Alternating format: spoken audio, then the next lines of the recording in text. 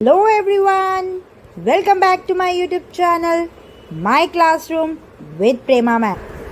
And today I am here with the chapter The Respiratory System Part 2. आज की class start करने से पहले मेरी आप लोग से एक छोटी सी रिक्वेस्ट है, जिन्होंने भी अभी तक मेरे चैनल को लाइक, शेयर और सब्सक्राइब नहीं किया है तो do like, share and subscribe to my YouTube channel My Classroom with Prema Ma'am. Now, without wasting any time, get ready with your paper and pen and let's start. So students, today I am going to talk about the anaerobic respiration. In my previous video, मैंने already आपको बताया है दो तरीके के respiration है, एक है aerobic, एक है anaerobic. जिसे नहीं पता है प्लीज मेरे previous videos को go through करें और ये अपना concept clear करें. तो anaerobic respiration, as I told you early only, that it takes place in the absence of oxygen. Okay, so when we talk about the animal cells, it particularly take place in the skeletal muscles. Okay, the muscle cells में anaerobic respiration take place होता है.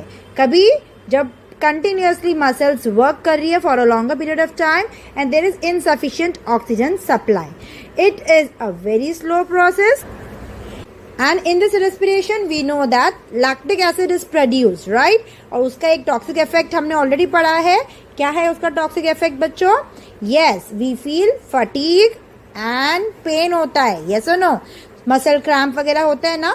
So that is because of the production of lactic acid. वो जाके accumulate हो जाता है जिसकी वजह से थकावट फील होती है, पैरों में दर्द होता है अगर हम continuously for a long time कोई भी exercise कर रहे हैं.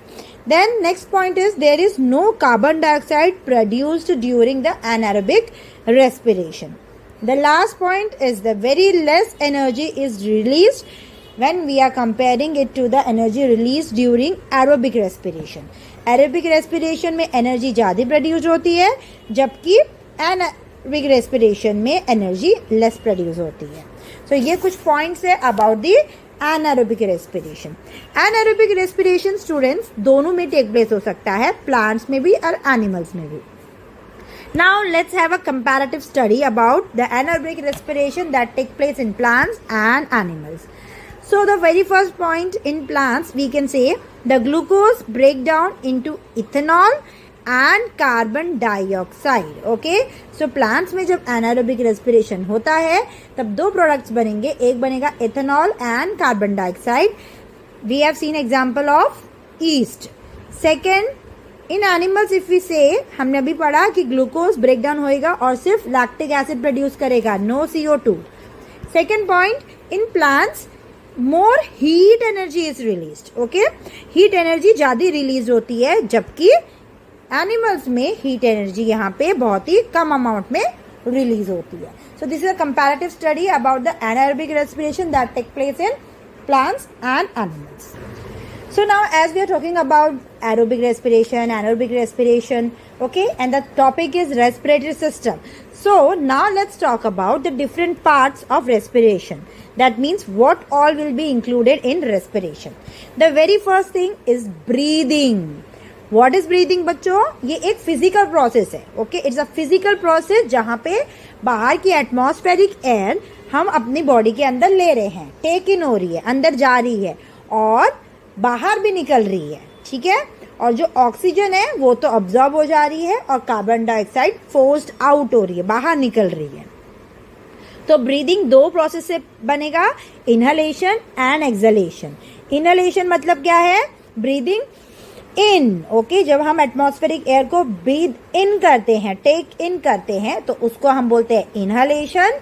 जबकि जब हम उसको बाहर निकालते हैं, कार्बन डाइऑक्साइड रिच एयर को बाहर निकालते हैं तो उसको हम बोलते हैं एक्सहेलेशन. ये दोनों प्रोसेस मिलके ब्रीदिंग कहलाता है. Okay, clear? Now the second part, the second process which is important is the gaseous exchange. The gaseous transportation takes place during respiration.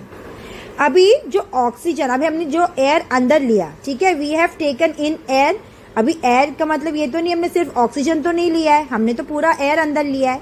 उस एयर में से बच्चों जो ऑक्सीजन है, ओके, उस ऑक्सीजन को अब्सॉर्ब कर देता है कौन? जो ब्लड है.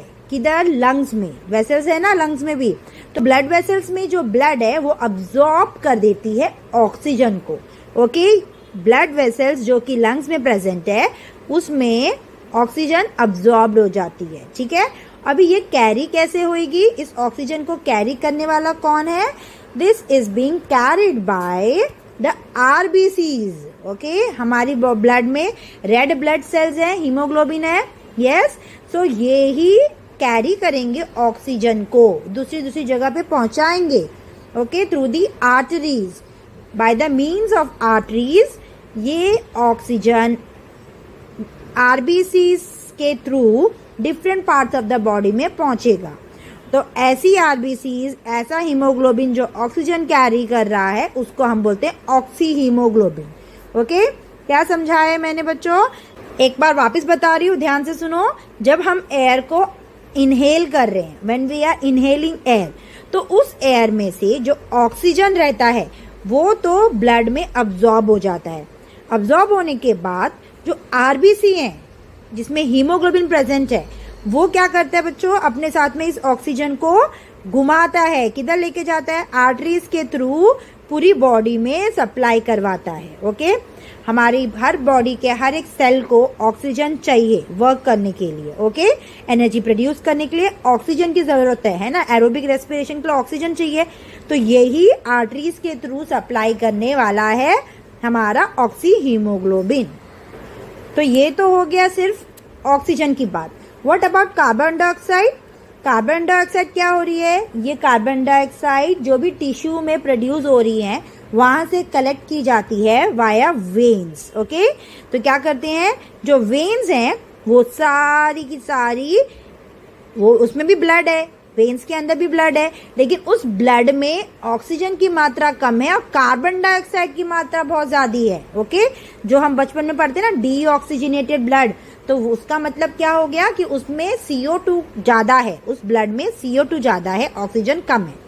तो ये कहाँ से कैरी की जाती है, वेन से कैरी होती है, मतलब कि पूरे बॉडी पार्ट्स में से जहां भी कार्बन डाइऑक्साइड बन रहा है, अभी काम कर रहा है सेल तो कार्बन डाइऑक्साइड प्रोड्यूस करेगा ना, तो जब प्रोड्यूस कर रहा है तो वो ब्लड में चले जा रहा है। ठीक है, तो ब्लड में जाने के बाद वेन्स के थ्रू ये वेन्स लेके आएंगी, और कहाँ लेके जाएंगी बच्चों वेन्स, ये लेके जाएंगी लंग्स के पास। ओके, तो carbon dioxide from the tissue is being transported to lungs by the blood by the means of veins. अभी ये दो तरीके से ट्रांसपोर्ट हो सकता है, एक तो as a bicarbonate which is dissolve in plasma, एक तो किस तरीके से ट्रांसफर होएगा, वेन कैसे ट्रांसफर करेगी, या तो बाइकार्बोनेट के फॉर्म में, कार्बन डाइऑक्साइड है ना, कार्बोनेट सी कार्बन, सो बाइकार्बोनेट के फॉर्म में प्लाज्मा में डिजॉल्व होके आएगा लंग्स के पास, या तो दूसरा तरीका क्या है, ये वापस हीमोग्लोबिन जो आरबीसीज है, आरबीसीज हैं जो हीमोग्लोबिन प्रेजेंट है आरबीसी में, उसमें अभी ये कार्बन डाइऑक्साइड मिल रहा है, ये वेन्स में हो रहा है, आर्टरीज में नहीं हो रहा है, ये वेन्स में हो रहा है। तो वेन्स में कैसे कैरी होता है, कार्बामाइनो हीमोग्लोबिन, कार्बामिनो हीमोग्लोबिन वो कैरी कर रहा है अपने साथ में कार्बन डाइऑक्साइड। ऐसा हीमोग्लोबिन जो कि आरबीसी में प्रेजेंट है, जो कार्बन डाइऑक्साइड अपने साथ में कैरी करेगा, तो वो क्या बनाएगा, कार्बामाइनो हीमोग्लोबिन। ओके, जबकि हमने आर्टरीज में पढ़ा जब ऑक्सीजन कैरी कर रहा है हीमोग्लोबिन तो उसको हम बोलते हैं ऑक्सी हीमोग्लोबिन, और इसमें हम बोल रहे हैं कार्बामाइनो हीमोग्लोबिन। समझ में आया बच्चों? तो दो तरीके से वेन्स अपने साथ में कार्बन डाइऑक्साइड कैरी करती है from the tissue to the lungs. Is it clear? Now which is the next process, the next part is the tissue respiration. हमने ब्रीदिंग पढ़ लिया, हमने गैसियस ट्रांसपोर्ट समझ लिया, अभी हम पढ़ेंगे टिश्यू में कैसे रेस्पिरेशन टेक प्लेस हो रहा है। अभी टिश्यू में जो रेस्पिरेशन हो रहा है बच्चों, वो याद रखना है, वो टर्मिनल ब्लड वेसल्स से हो रहा है। टर्मिनल ब्लड वेसल्स मतलब कुछ नहीं है, क्या है, कैपिलरीज है। कैपिलरीज कैसी होती है, एकदम बारीक बारीक, ओके, पतली सी। टर्मिनल ब्लड वेसल्स मतलब suppose this is are the blood vessels, तो ये जब लास्ट में आती है तो क्या हो जाती है, एकदम छोटी छोटी हो जाती है, ठीक है, एकदम छोटी छोटी बन जाती हैं, तो इन्हीं को हम कैपिलरीज बोलते हैं, ठीक है। इन्हीं को हम क्या बोलते हैं बच्चों, कैपिलरीज बोलते हैं, जहाँ पे जो ये टर्मिनल्स में है जो एकदम ही पतली हो जाती हैं।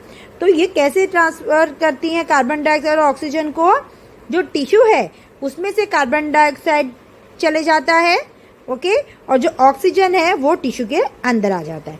इस तरीके से, क्योंकि कैपिलरीज की वॉल्स कैसी होती है, एकदम थिन होती है, तो इसी तरीके से क्या होती है, the capillaries will deliver oxygen to the body cells और टिश्यूज, और जबकि कैपिलरीज पिकअप भी करती हैं carbon dioxide which is released by this tissue cells. Understood. तो कैपिलरीज बहुत थिन रहती हैं, तो इसलिए वॉल्स के थ्रू ही वो डिफ्यूज कर देती हैं ऑक्सीजन को एंड कार्बन डाइऑक्साइड को भी। So this was about the tissue respiration. Okay, अभी टिश्यू से भी छोटा क्या होता है बच्चों, टिश्यू किससे बनता है, सेल से बनता है ना, तो हर एक सेल के अंदर भी रेस्पिरेशन हो रहा है ना, it is called as cellular respiration. So जो कंप्लीटली सेल के अंदर रेस्पिरेशन टेक प्लेस होता है उसको हम बोलते हैं सेलुलर रेस्पिरेशन। ये टिश्यू रेस्पिरेशन की तरह इतना इजी नहीं होता है, okay. It is a complex chemical changes which will take place inside the cell and it will release energy from the glucose. तो ये कैसे टेक प्लेस होता है, लेट्स सी। अभी आपको यहाँ पे ये फिगर दिख रहा है बच्चों, तो हम इसको ब्रेक करके पढ़ेंगे। सबसे पहले हम पढ़ेंगे ग्लाइकोलिसिस क्या है, and second is the Krebs cycle. ये दोनों इंपॉर्टेंट प्रोसेस है जो कि एक सेल के अंदर टेक प्लेस होती है to give out energy from the glucose. तो सबसे फर्स्ट है हमारा ग्लाइकोलिसिस। ग्लाइकोलिसिस में जैसे you can see here it is written glucose is converted into pyruvic acid. Pyruvic acid में कन्वर्ट हो जाता है ग्लूकोज। बच्चों ये क्या है, this process is called as glycolysis. Glycolysis में क्या हो रहा है, we will read each point and I will explain you this. It will take place in cytoplasm. Okay, mitochondria के बाहर जो साइटोप्लाज्म है उधर हमारा ग्लाइकोलिसिस टेक प्लेस होएगा। Glucose will break down into pyruvic acid, और यही पायरुविक एसिड आगे जाके कन्वर्ट हो जाता है इथेनॉल प्लांट्स में और lactic acid in animals. I repeat, जो पायरुविक एसिड है, हमने बोला ग्लूकोज कन्वर्ट हो गया पायरुविक एसिड में, पायरुविक एसिड बन गया। अभी यही पायरुविक एसिड आगे जाके ब्रेक डाउन होता है और बन जाता है हमारा ethanol and lactic acid. Ethanol बनता है प्लांट्स में, ईस्ट में, और लैक्टिक एसिड बनता है एनिमल्स में। अभी ये आपने पढ़ा है ना, लैक्टिक एसिड कभी बनेगा बच्चों, yes, it is a type of anaerobic respiration. So remember glycolysis क्या है, anaerobic respiration, जो कि सेल के अंदर हो रहा है, और ये किधर होता है, in the cytoplasm, not in the mitochondria. Outside the mitochondria, in the cytoplasm this will happen, and as I told you it will release very little energy in animals. So glycolysis समझ में आ गया, कुछ नहीं है, बस anaerobic respiration हो रहा है। कहाँ पे हो रहा है, साइटोप्लाज्म में हो रहा है। क्या होता है उसमें, ग्लूकोज कन्वर्ट हो जाता है पायरुविक एसिड में, और पायरुविक एसिड फर्दर जाके फर्दर कन्वर्ट हो जाता है ethanol in plants and east and is converted into lactic acid in animals. Understood. Now comes the second cycle, that is the Krebs cycle. अभी ये Krebs cycle किधर हो रही है बच्चों, you can see here this is mitochondria, yes. So the Krebs cycle will take place in mitochondria. Okay, ये अंदर होगी और ये एक तरह की एरोबिक रेस्पिरेशन है, मतलब इसमें ऑक्सीजन चाहिए तभी ये टेक प्लेस होगी। और धीरे धीरे क्या होता है, इसमें जो पायरुविक एसिड है जो बाहर बन रहा है पायरुविक एसिड, वो क्या होता है माइटोकॉन्ड्रिया के अंदर जा रहा है। तो धीरे धीरे जब पायरुविक एसिड कन्वर्ट हो जाता है एटीपी मॉलिक्यूल्स में एंड इन कार्बन डाइऑक्साइड, जब हमारा एरोबिक रेस्पिरेशन होता है तो क्या होता है बच्चों, ग्लूकोज कन्वर्ट हो जाता है किसमें, एटीपी देता है, वाटर देता है एंड कार्बन डाइऑक्साइड। तीनों चीज दिख रहे हैं आपको यहाँ पे, यस और नो। क्या क्या हो रहा है देखो, ध्यान से देखो, ये ग्लूकोज है जो कि पायरुविक एसिड में कन्वर्ट हो गया, माइटोकॉन्ड्रिया के अंदर गया तो क्रेब्स साइकिल टेक प्लेस हुई। क्रेब्स साइकिल में क्या हो रहा है, तीन चीजें बन रही हैं, वाटर, एटीपी एंड CO2। लेकिन ये होने के लिए सबसे इंपॉर्टेंट चीज क्या होनी चाहिए हमारे पास, हमारे पास होनी चाहिए oxygen. Yes, because this is aerobic respiration. This is anaerobic respiration नहीं है, this is aerobic respiration. So it need oxygen. तो यही क्रेब्स साइकिल है. So what is Krebs cycle? Krebs cycle is conversion of pyruvic acid, या तो lactic acid भी convert होता है धीरे धीरे into water, carbon dioxide and the ATP molecules. Okay, so यहाँ पे क्या होता है, एनर्जी ज़्यादा रिलीज होती है. और इसमें एक और इम्पॉर्टेंट चीज़ होती है, यू कैन सी हियर, क्या है this, that is the electron hydrogen transport system. क्या है ये? इसका मतलब ये है कि जो H प्लस आयन्स रिलीज होंगे during this cycle, Krebs cycle के वक्त जब क्रेब्स साइकिल टेक प्लेस होएगा तो H प्लस आयन्स होंगे जो रिलीज होंगे वो ऑक्सीजन के साथ मिल जाएंगे और क्या बनाएंगे, हमारा वाटर. ओके, सो ये H प्लस आयन्स को हमारी बॉडी से निकलना है बाहर, इसके लिए हमें क्रेब्स साइकिल इम्पॉर्टेंट है, इसके लिए हमें ऑक्सीजन इम्पॉर्टेंट है, क्योंकि ऑक्सीजन के साथ मिलके ही ये H प्लस आयन्स क्या बनाते हैं, वाटर फॉर्म करते हैं. अंडरस्टूड बच्चों समझ में आया क्रेब्स साइकिल क्या है? So now let's see what is Krebs cycle. Just now I have explain. एक बार रिवाइज करते हैं. ये माइटोकॉन्ड्रिया के अंदर होगी. पायरुविक एसिड या तो लैक्टिक एसिड कन्वर्ट हो जाता है एटीपी एंड CO2 में. ओके, एक तरह की एरोबिक रेस्पिरेशन है ये, क्योंकि इसमें ऑक्सीजन की जरूरत है. Then much energy is produce, क्योंकि एरोबिक रेस्पिरेशन में ज़्यादा एनर्जी रिलीज होती है, तो इसमें एनर्जी ज़्यादा रिलीज होती है. जो H प्लस आयन्स है, जब ये ब्रेक डाउन होता है ना पायरुविक एसिड और लैक्टिक एसिड, तो H प्लस आयन्स बनते हैं. तो यही H प्लस आयन्स बाद में जाके ऑक्सीजन से कंबाइन होते हैं और बनाते हैं हमारा water. Okay, so that's the reason why our body need oxygen to remove the H plus ions. So I hope you have understood about the different parts of respiration, the breathing, gaseous exchange, tissue respiration, and last but not the least, the cellular respiration. Students, cellular respiration is very important from the point of exam. Glycolysis, Krebs cycle, ये दोनों ही बहुत important question है जो आते हैं exam में. आपको अच्छे से पता होना चाहिए कि ग्लाइकोलिसिस कहाँ पे हो रहा है, उसके प्रोडक्ट्स क्या बनते हैं. Same with the Krebs cycle, you should know कि where does it take place और उसमें क्या प्रोडक्ट्स प्रोड्यूस हो रहे हैं. ठीक है, अगर आपको अभी नहीं समझ में आया है तो you can go through this video again and again. Still, if you find any doubt, any confusion, you are free to ask me your doubts in the comment section. That's all for today, students. ये छोटा सा video था ताकि आप लोगों को ये concept अच्छे से समझ में आ सके. हम नेक्स्ट वीडियो में आगे के रेस्पिरेटरी ऑर्गन्स, रेस्पिरेशन पूरा सिस्टम अच्छे से पढ़ने वाले हैं.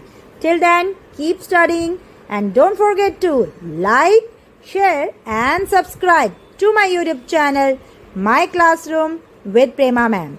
Students, keep studying. Thanks for watching. Bye bye.